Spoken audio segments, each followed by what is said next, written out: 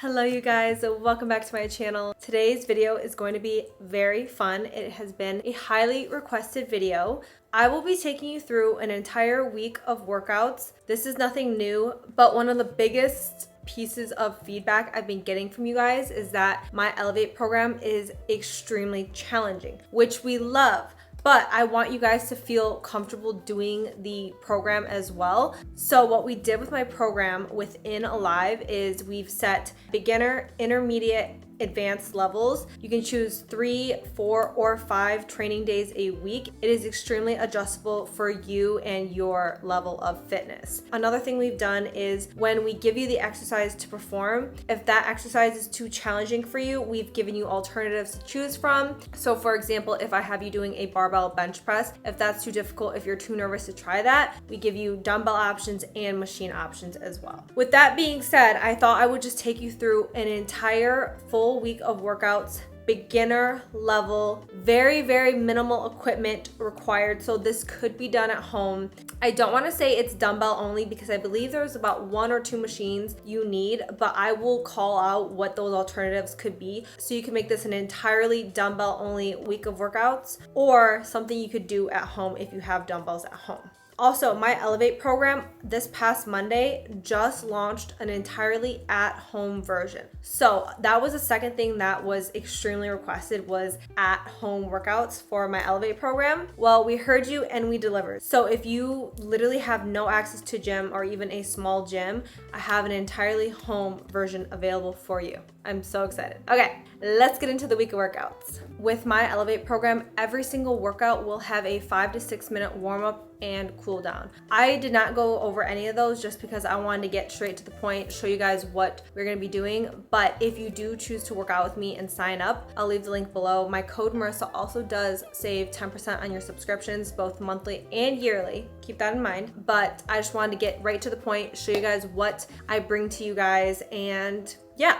Another thing that I really like about the beginner option is that it keeps all workouts to about 25 to 35. I believe one workout might push about 35 minutes, but if you stick to rest times and sets of reps that we give you, these workouts will not take you very long. And I know that can be kind of intimidating if you are starting a new workout program and you're a beginner and you see, oh shoot, like this workout is gonna take me an hour. I don't wanna be in the gym for an hour. That's okay. We got you set. We got 25 to 35 minute workouts. You're in and out, like nothing to be worried about. I will be taking you through a 5-day split because that's typically what I do. And I just want to show you the most amount of workouts that you have the ability to choose from.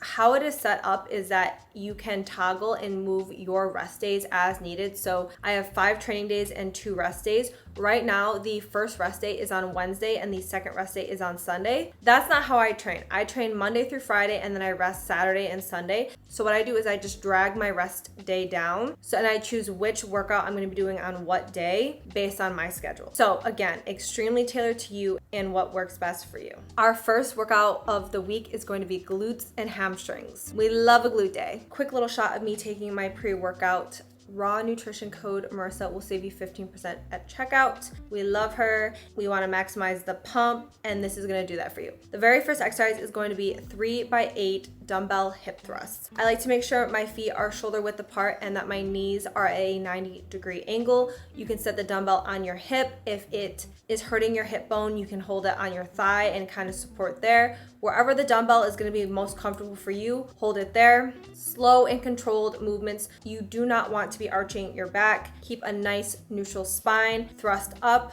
hold for just a second at the top, and then you're going to lower the weight in a controlled manner. Like I said, we're going to be doing 3x8 reps here. Moving into our next exercise, we have dumbbell step back lunges. We're going to be doing 3x8 each leg. So a total of 16 reps, but 8 each leg. You can choose to do alternating, or you can do all the reps on one leg, and then once you've completed that, complete all the reps on the second leg. It is really up to you and what you want to do. Always making sure you have a neutral spine. If you have a slight forward lean, that will engage your glutes a tiny bit more. Something I like to really focus on is not pushing up with my rear foot as you're standing back up. You do not want to use that momentum. You want to be standing up with your working leg and really driving through your heel and your glute. Like I said, 3 by 8 reps each leg, rest for 90 seconds after that set, and then we're going to complete that 2 more times. Moving into our next exercise, it is going to be 2 by 10 glute dominant back extensions. So this is a machine. I'll pop up a little video of what it looks like. So I went ahead and just did dumbbell RDLs. If you are following the program as is and do the 2 by 10 glute dominant back extensions, I like to just make sure I'm squeezing my glutes at the top and doing a very slow and controlled movement. You do not want to be flying up on these movements. If you choose to do RDLs because you don't have access to that machine, I really focus on pushing my hips straight back to the wall. And rather than picturing myself lowering the weight, I picture myself hinging at the hip and pushing my hips back. That has been a huge game changer for me in being able to feel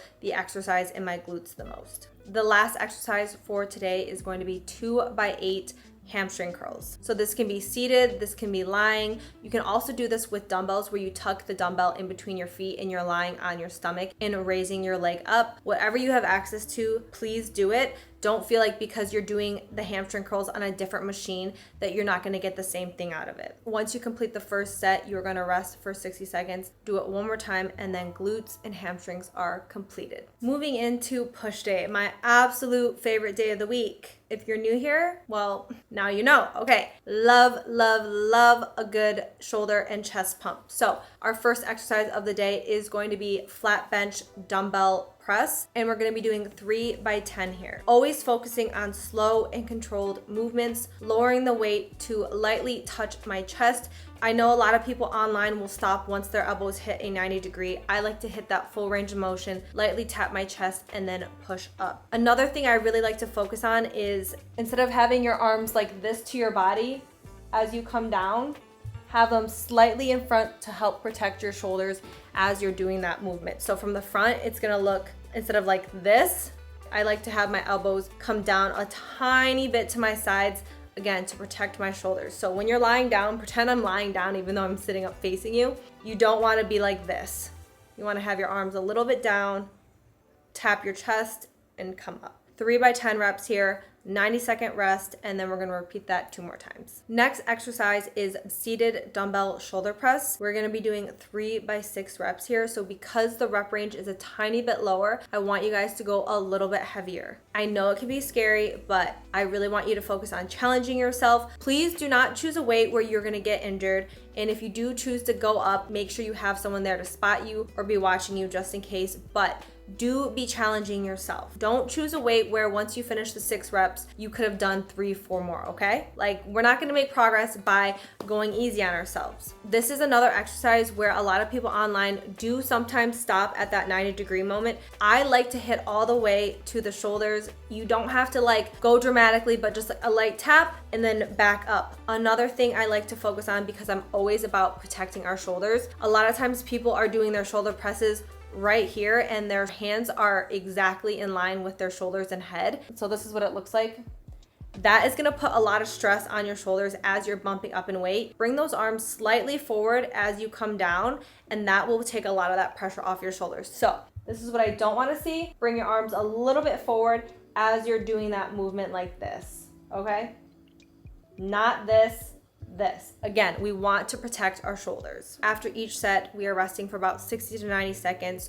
Do what you need to do in between sets, doing that for a total of 3 sets, and then we're gonna move into our next exercise. Next, we are gonna move to a machine. If you only have dumbbells available, you can either do tricep kickbacks or you can do a French press. I did these exercises on the cable because that's what the program called for. So I did 3 by 10 tricep extensions. Always slow and controlled. I cannot emphasize this enough. We do not wanna be flying through that exercise. Once you hit the bottom, get a little squeeze and then slowly release back up. You do not want to be moving any part of your arm except only hinging at the elbow. Your arm shouldn't be coming up like this as you're releasing the weight, okay? So keep your elbows nice and tight to your side, only hinging at the elbows, slow and controlled movement. We're gonna do 10 reps here, rest for about 60 to 75 seconds, repeat that 2 more times, and then we're on to our last exercise. This very last exercise, we only have 2 reps at, so we're gonna be doing 2 by 10 lat raises. Kind of like the first 2 exercises, I don't want your arms directly to your side. Bring those arms slightly inward. We don't wanna be at a 45-degree angle, but right in between, in line with your body and a 45-degree angle, I want you to find that comfortable medium, and that's where I want you to keep it. Protecting our shoulders is the most important thing to me, okay? You will know once you are increasing in weight when it starts to feel kind of funny. I'm not saying you need to like F around and find out, but trust me, if you're going heavy and your arms are out directly to the side, you will notice that it's putting some strain on your shoulder. So bring your arm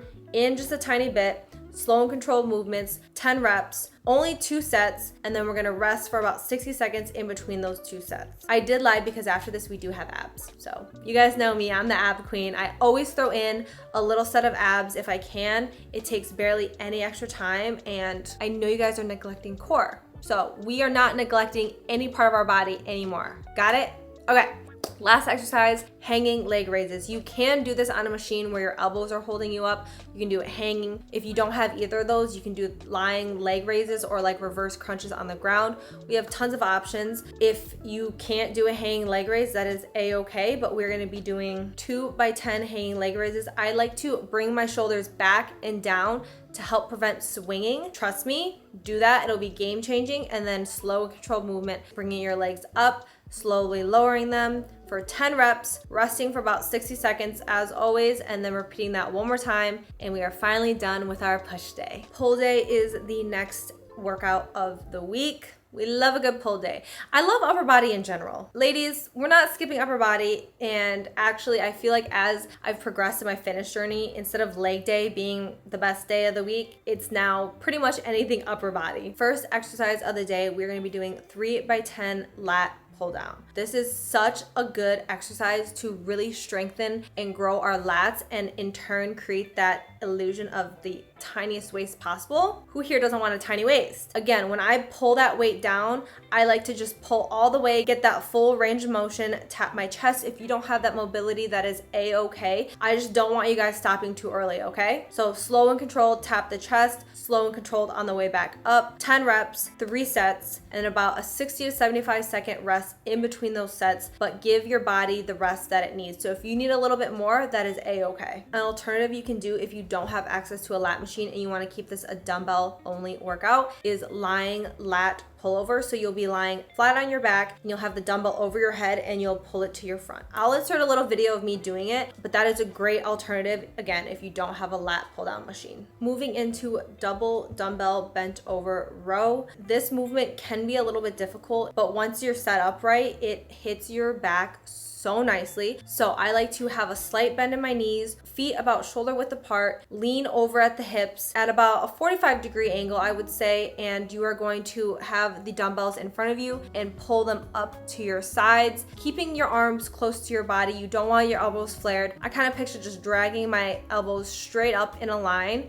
and keep those dumbbells close to you. You don't want them to be hanging far away.